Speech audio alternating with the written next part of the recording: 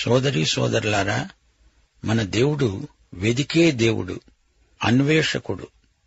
ఆదాము హవ్వల పతనం మొదలుకొని దేవుడు నాటి నుండి నేటి వరకు మనలను వెతుకుతూనే ఉన్నాడు. రోమాపత్రిక 3:11 పౌలు అన్నాడు, నీతిమంతుడు లేడు, ఒక్కడూ లేడు, గ్రహించేవాడు ఎవ్వడూ లేడు, దేవుణ్ణి వెదికేవాడు ఎవ్వడూ లేడు. అందుకే యోహాను శుభవార్త 15:16 యేసు ప్రభు అంటున్నాడు, మీరు నన్ను ఏర్పరచుకొనలేదు, నేనే మిమ్ములను ఏర్పరచుకున్నాను.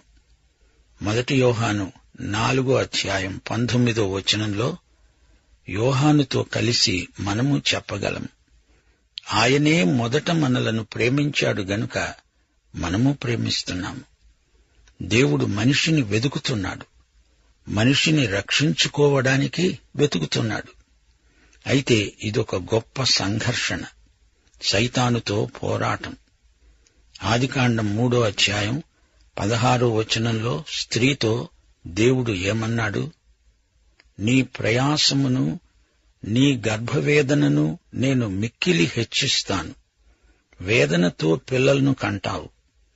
నీ భర్త ఎడల నీకు వాంఛ కలుగుతుంది, అతడు నిన్ను ఏలుతాడు.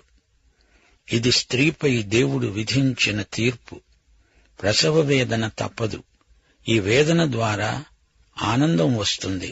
అది దైవ నిర్ణయం. ఈమె వేదన ద్వారానే మానవ సంతతికి కొనసాగింపు.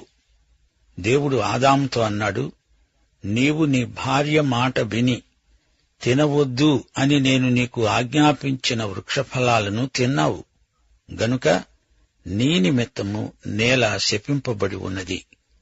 ప్రయాసతోనే నీవు బతికినన్నాళ్లు దాని పంట తింటావు. అది ముండ్ల తుప్పలను గచ్చ పొదలను మొలిపించి నీకిస్తుంది. పొలమందలి పంట నీవు తింటావు. ఇది పురుషుని పైకి వచ్చిన శాపం. మానవునికి మరణం సంప్రాప్తమైంది. ప్రతి మానవుడు చావక తప్పదు. నీవు నేలకు తిరిగి చేరే వరకు నీ ముఖపు చెమటోడ్చి ఆహారం తింటావు. నేల నుండి నీవు తీయబడ్డావు. నీవు మన్నే గనుక తిరిగి మన్నైపోతావు. మరణం మానవుని పైకి వచ్చిన దేవుని తీర్పు, శాపం. భౌతిక మరణం అంటే మానవుని ఆత్మ, జీవం, వ్యక్తిత్వం మానవ శరీరం నుండి వేరవటం. ప్రసంగి 12:7 సొలొమోను అన్నాడు, మన్నైనది వెనుకటి వలెనే మరల భూమికి చేరుతుంది. ఆత్మ దానిని దయచేసిన దేవుని వద్దకు మరల వెడుతుంది.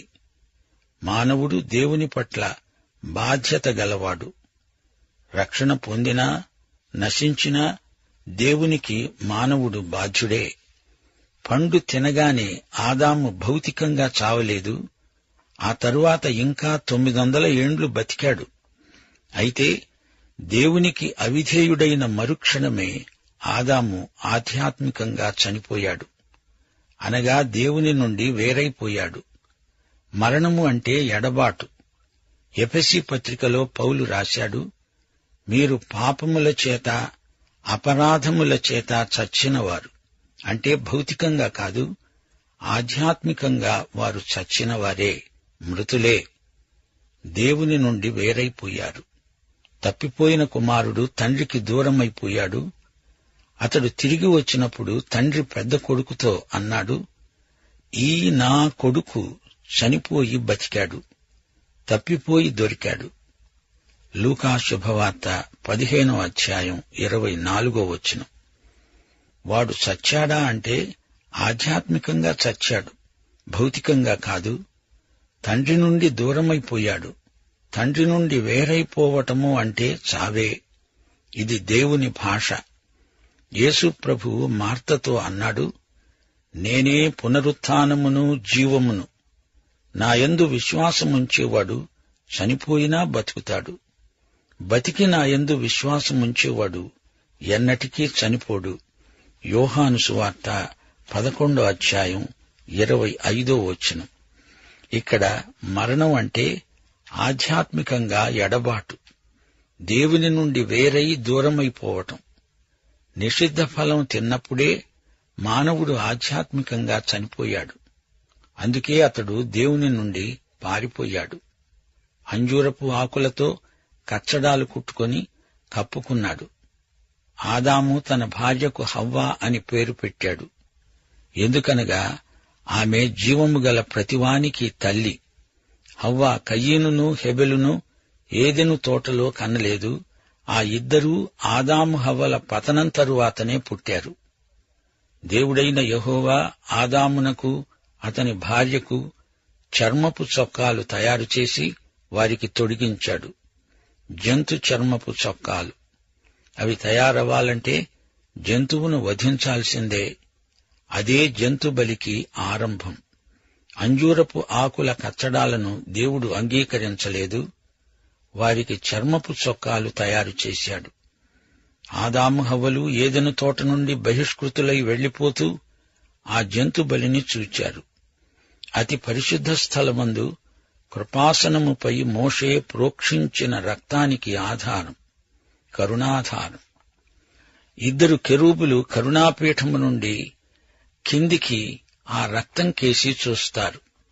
దేవుని సన్నిధిలోకి ప్రవేశం ఆ విధంగానే ప్రాప్తిస్తుంది అనటానికి అది పాత నిబంధన సాంకేతిక భాష.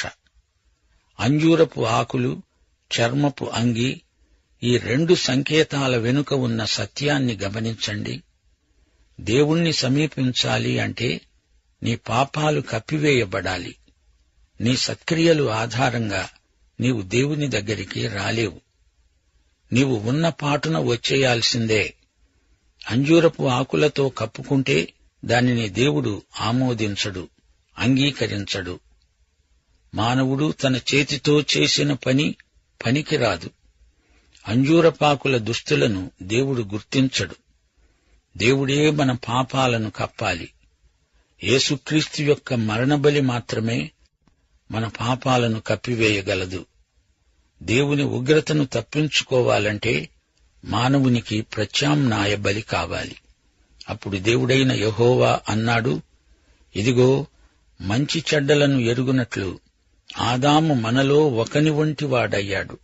కాబట్టి అతడు ఒకవేళ తన చెయ్యి చాచి జీవవృక్ష ఫలాలను కూడా తీసుకుని తిని నిరంతరము జీవిస్తాడేమో అని అతడు ఏ నేల నుండి తీయబడ్డాడో దానిని సేద్యం చేయటానికి ఏదెను తోటలో నుండి అతణ్ణి పంపివేశాడు. దేవునికి స్తోత్రం. దేవుడు అలా చేసి ఉండకపోతే పాపీ చిరాయు అన్నట్లు ఎల్లకాలం పాపంలో మనిషి ఈ భూమిపై ఉండిపోయేవాడు. అప్పుడు లోకానికి పాప భారం మరీ ఎక్కువైపోయేది. దేవుడు ఆదామును వెళ్లగొట్టి ఏదెను తోటకు తూర్పు దిశగా కెరూబులను, జీవవృక్షమునకు పోయే మార్గమును కాపలా కాచేందుకు ఇటూ అటూ తిరుగుతున్న ఖడ్గజ్వాలలను నిలువబెట్టాడు. దేవుడు ద్వారాన్ని బంద్ చేయలేదు, అది తెరిచే ఉంది. అయితే జీవవృక్షం ద్వారా ఎవరూ లోపలికి వెళ్లలేరు కాని రక్తబలి ద్వారా మాత్రమే వెళ్లగలరు. మానవుడు వెనక్కు తిరిగి చూస్తే రక్తబలి కనిపించింది. ఇప్పుడు 4వ అధ్యాయంలోకి రండి. సోదరీ సోదరులారా, ఈ అధ్యాయంలో కయీను హెబెలుల పుట్టుక, కయీనుకు దేవుడు ప్రాయశ్చిత్త మార్గం చూపుతాడు. కయీను తన సోదరుణ్ణి హత్య చేశాడు. కయీను సంతానం నిర్దేవ నాగరికత, సేతు జన్మ మొదలైన వివరాలు వినండి. ఆదికాండం 3వ అధ్యాయంలో పాపము యొక్క వేరు ఉంది. 4వ అధ్యాయంలో పాపము యొక్క ఫలితం ఉంది. పాప ఫలితం ఎంత ఘోరమో ఈ అధ్యాయంలో చూస్తాము. మానవుని అపనమ్మకం, అవిధేయత మూలంగా మానవజాతి అంతటి మీదికి శిక్ష, తీర్పు రావటం జరిగింది. అదే పాప స్వభావం నీకు నాకు ఉంది. ఆదిపితరుడైన ఆదాము స్వభావమే మనందరికీ ఉంది. ఆదాము హవ్వలు కన్న 2 కుమారులను చూస్తే మనకు ఈ చేదు నిజం ఇట్టే బోధపడుతుంది. ఆదాము దంపతులు ఇంకా ఎంతమందినో కన్నారు, కాని వీరిద్దరినే బైబిలు మనకు పరిచయం చేస్తుంది. ఆదికాండం 4వ అధ్యాయం 1వ వచనం. ఆదాము తన భార్య అయిన హవ్వను కూడినప్పుడు ఆమె గర్భవతి అయి కయీనును కని అనుకున్నది, యెహోవా దయ వలన నేను ఒక మనుష్యుణ్ణి సంపాదించుకున్నాను. సైతానుతో పోరాటం ఇంతగా పొడిగించబడుతుంది అని ఆదాము హవ్వలు ఊహించలేదు. అందుకే కయీను పుట్టగానే హవ్వ అనుకున్నది, ఇక ఈ పోరాటం ముగిసినట్లే. హవ్వ కయీను తమ్ముడైన హెబెలును కన్నది. హెబెలు గొర్రెల కాపరి, కయీను భూసేద్యం చేసేవాడు. ఈ ఇద్దరు వ్యక్తులను జాగ్రత్తగా గమనించండి. కొంతకాలమైన తరువాత కయీను పొలం పంటలో కొంత యెహోవాకు అర్పణగా తెచ్చాడు. కొంతకాలమైంది అంటే సబ్బాతు రోజు వచ్చింది. సబ్బాతు రోజు దేవుడు విశ్రమించిన రోజు. అది ఆరాధన స్థలం. అక్కడికి అర్పణ తెచ్చాడు కయీను. ఆరాధనను గురించిన ప్రత్యక్షం దేవుడు అప్పుడే ప్రథమ కుటుంబానికి ఇచ్చాడు. హెబ్రీ పత్రిక 11వ అధ్యాయం 4వ వచనం. విశ్వాసమును బట్టి హేబెలు కయీను కంటే శ్రేష్టమైన బలి దేవునికి అర్పించాడు. దేవుడు అతని అర్పణలను గూర్చి సాక్ష్యమిచ్చినప్పుడు అతడు అదే విశ్వాసమును బట్టి నీతిమంతుడు అని సాక్ష్యము పొందాడు. అతడు మృతి చెంది కూడా అదే విశ్వాసమును బట్టి మాట్లాడుతున్నాడు. విశ్వాసమును బట్టి హేబెలు అర్పణ తెచ్చాడా? అది ఎలాగా? రోమాపత్రిక 10వ అధ్యాయం 17వ వచనం. వినుట వల్ల విశ్వాసం కలుగుతుంది. వినుట క్రీస్తును గురించిన మాట వల్ల కలుగుతుంది. ఈ సంగతి హేబెలు విని ఉంటాడు.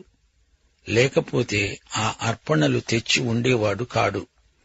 విశ్వాసమును బట్టి హెబెలు వచ్చాడంటే వినుట చేతనే అతనికి విశ్వాసం కలిగింది. అయితే కయీను విశ్వాసమును బట్టి వచ్చినవాడు కాడు. కయీను భూఫలములను తెచ్చాడు. అందులో తప్పేముంది? కయీను కూడా మంచి పదార్థాలే తెచ్చాడు. తన పొలంలో శ్రేష్టమైన పంట తెచ్చాడు. అతడు తెచ్చిన అర్పణలో ఎట్టి లోపమూ లేదు. దాన్ని తెచ్చి దేవునికి అర్పించాడు. హెబెలు కూడా తన మందలో తొలిచూలున పుట్టిన వాటిలో కొవ్విన వాటిని కొన్ని తెచ్చాడు. యెహోవా హేబెలును అతని అర్పణను లక్ష్యపెట్టాడు. కయీనును అతని అర్పణను దేవుడు లక్ష్యపెట్టలేదు. కాబట్టి కయీనుకు మిక్కిలి కోపము వచ్చి అతడు తన ముఖం చిన్నబుచ్చుకున్నాడు. ఇంతకు కయీను చేసిన తప్పేమిటి? యూదాపత్రిక 11వ వచనంలో కడవరి రోజులను గురించి మాట్లాడుతూ అన్నాడు, వారు కయీను నడిచిన మార్గాన నడిచారు. కయీను మార్గం ఎలాంటిది? కయీను విశ్వాసమును బట్టి రాలేదు. తన స్వంత మార్గాన వచ్చాడు. అది కయీను మార్గమే, విశ్వాస మార్గం మటుకు కాదు. మానవ స్వభావం పాపభూయిష్టమైంది అనే సత్యాన్ని అతడు తెచ్చిన అర్పణలు చూపటం లేదు. దేవుడేమంటున్నాడు? రక్తబలి తేవాలి. రాబోయే విమోచకుణ్ణి తలపింపచేసే బలి కావాలి. దాన్ని ఆధారం చేసుకుని నీవు రావాలి గాని నీ స్వంత పద్ధతిలో రాకూడదు. కయీను తెచ్చిన అర్పణలో మరో లోపం ఉంది. మానవుడు దేవుని నుండి వేరైపోయాడు అనే సత్యాన్ని కయీను అర్పణ వ్యక్తం చెయ్యదు. అంతా బాగానే ఉందిలే అనే ధీమాతో అతడు ఆషామాషిగా అర్పణ తెచ్చాడు. విశ్వమానవ సౌభ్రాతృత్వమని, దేవుడు అందరికీ తండ్రి అని పొడి మాటలు చెబుతారు కొందరు. మానవుని పాపభూయిష్ట స్వభావాన్ని వ్యక్తం చెయ్యరు. సోదరీ సోదరులారా, మానవుడు పాపి అని ఒప్పుకోకపోతే నీ బలులు అర్పణలు దేవుడు అంగీకరించడు. మనం తల్లి కడుపున పుట్టినప్పుడు దేవుని పిల్లలము కాము. దేవుడు మన తండ్రి కాడు. దేవుని పిల్లలము అవ్వాలంటే మనము తిరిగి జన్మించాలి. అది ఆత్మ జన్మం, పరలోక జన్మం. మానవుడు దేవుని నుండి వేరైపోయిన పాపి. ఈ వాస్తవాన్ని, చేదు నిజాన్ని కయీను గుర్తించలేదు అనటానికి అతడు తెచ్చిన అర్పణే సాక్ష్యం. దేవుడు పాపి చేసిన క్రియలను అంగీకరించడు అనే సత్యాన్ని కయీను గుర్తించలేదు. తన క్రియలను దేవుడు అంగీకరించకపోతాడా అనుకున్నాడు. తీతు పత్రిక 3వ అధ్యాయం 5వ వచనం చెప్పే సత్యం మనం మరువరానిది. మన స్వనీతిని అనుసరించి చేసిన క్రియల మూలముగా కాక తన కనికరము చొప్పుననే పునర్జన్మ సంబంధమైన స్నానము ద్వారా పరిశుద్ధాత్మ మనకు నూతన స్వభావము కలుగజేయటం ద్వారా మనలను రక్షించాడు. కయీను హెబెలుల మధ్య వ్యత్యాసం వారు ఎలాంటివారు అని కాదు, కాని పాపమును గురించి వారి వైఖరి ఏమిటి అనేది అసలు ప్రశ్న. వారు తెచ్చిన అర్పణలను బట్టి వారి మధ్య అంతరం బట్టబయలవుతుంది. ఈ ఇద్దరు వ్యక్తులు అన్నదమ్ములు, ఒకే కుటుంబం నుండి వచ్చారు. ఇద్దరికీ ఒకే తల్లిదండ్రులు, ఇద్దరూ సమాన వారసులు, ఇద్దరూ ఒకే వాతావరణంలో పెరిగారు. కయీనుకు తాత ముత్తాతల పోలికలు వచ్చాయందామా? అసలు అతనికి తాతే లేడు. హేబెలుకు వాళ్ల అమ్మమ్మ పోలికలంటారా? అతనికి అమ్మమ్మే లేదు. వారికి తాతలు లేరు, నాన్నమ్మలు లేరు. అది మానవతలో ప్రథమ కుటుంబం. వారిద్దరూ ఒకే కుటుంబంలో ఒకే తల్లిదండ్రుల పెంపకంలో పెరిగారు. వారిద్దరి మధ్య భేదం వారు తెచ్చిన కానుకల్లోనే ఉంది. ఈ రోజున క్రైస్తవ విశ్వాసులారా, ఒక విషయం గ్రహించండి. మనలో ఎవరూ మరొకరి కంటే గొప్పవారు కారు. దేవునికి గారాబు కుమారులంటూ ఉండరు. దేవుడు మన తండ్రి. దేవునికి మనమలు మనమరాండ్రు ఉండరు. ప్రతి వ్యక్తి పాపి. అందరిలాగే నేను పాపిని అనుకోవాలి. పాపికి దేవునికి అర్పించవలసిన బలి కావాలి. ఆ బలి యేసుక్రీస్తే. ఆయనే మనలో ప్రతి ఒక్కరికి ప్రత్యామ్నాయ బలి. రోమాపత్రిక 3వ అధ్యాయంలో పౌలన్నాడు, క్రీస్తు యేసునందలి విశ్వాసము ద్వారా ఆయనను కరుణాధారముగా బయలుపరిచాడు. రోమాపత్రిక 10వ అధ్యాయం 3వ వచనంలో పౌలు ఇదే అంశాన్ని ప్రస్తావిస్తున్నాడు. వారు దేవుని నీతిని ఎరుగక తమ స్వనీతిని స్థాపింపపూనుకుంటూ దేవుని నీతికి లోబడలేదు. ఈ వచనంలో ఈ రోజున అనేక మంది యొక్క ఆధ్యాత్మిక చిత్తరువు గోచరిస్తున్నది.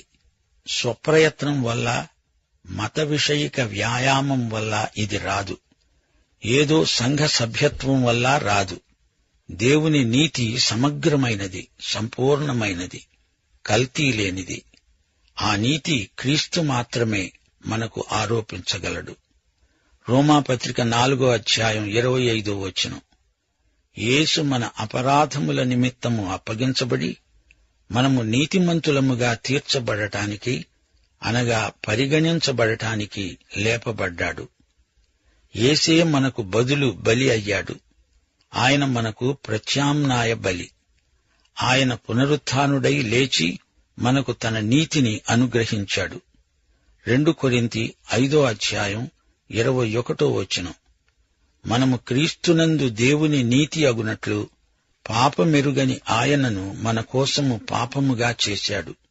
పౌలు ఇదే మాట ఫిలిప్పీ పత్రిక 3వ అధ్యాయం 8-9 వచనాల్లో చెప్పాడు.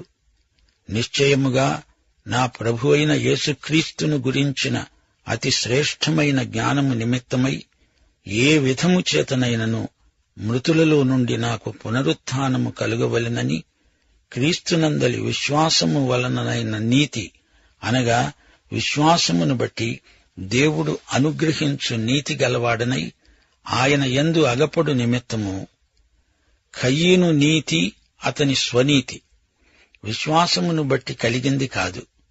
అయితే హేబెలు యొక్క నీతి విశ్వాసమును బట్టి క్రీస్తు బలియాగము వైపు చూపిన నీతి. ఇది దేవుని నీతి. కయీను, హేబెలు ఇద్దరూ ఆరాధనకై వచ్చారు. ఇద్దరూ ఒకలాగే ఉన్నారు. ఇద్దరూ కవల పిల్లలని కొందరు అనుకుంటారు. కాదు, కవల పిల్లల కంటే ఇంకా సన్నిహితులు. వారి రక్తం ఎన్నో తరాల నుంచి వారిలో ప్రవహిస్తూ వచ్చింది కాదు. వారే కదా ప్రథమ కుటుంబం. ఆదాము హవ్వల కుమారులు వీరిద్దరూ. వీరిద్దరి సౌశీల్యములో తేడా అందామా? అదీ కాదు. వారు తెచ్చిన కానుకల్లో అర్పణల్లో ఉన్న తేడాను బట్టి దేవుని సన్నిధిలో ఈ వ్యత్యాసం కొట్టవచ్చినట్లు కనబడింది. విశ్వాసమును బట్టి హేబెలు అర్పణ తెచ్చాడు. కయీను దేవుడు గుర్తించని, అంగీకరించని అర్పణ తెచ్చాడు. అయితే సోదరీ సోదరులారా, దేవుడు కయీనుకు మరో అవకాశమిస్తున్నాడు. ఆదికాండం 4:6-7 యెహోవా కయీనుతో అన్నాడు, నీకు కోపమేలా? ముఖము చిన్నబుచ్చుకొని ఉన్నావేమిటి? నీవు సత్క్రియ చేసిన ఎడల తలెత్తుకోవా? సత్క్రియ చెయ్యని ఎడల వాకిటనే పాపము పొంచి ఉంటుంది. నీ ఎడల దానికి వాంఛ కలుగుతుంది, నీవు దానిని ఏలుతావు. కయీనుకు ఎందుకింత కోపం? తన సోదరుణ్ణి హత్య చేసేంత కోపం వచ్చిందే. సోదరుణ్ణి చంపాలని కుట్ర పన్నుతూ ఉంటే అది హత్యకు దారితీస్తుంది.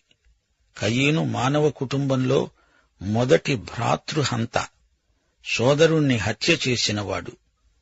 సందేశం ఇక్కడ ఆపుదాము. ప్రార్థన. దేవా తండ్రి, నీ వాక్య దర్శనం మా ఆత్మలకు దర్పణం.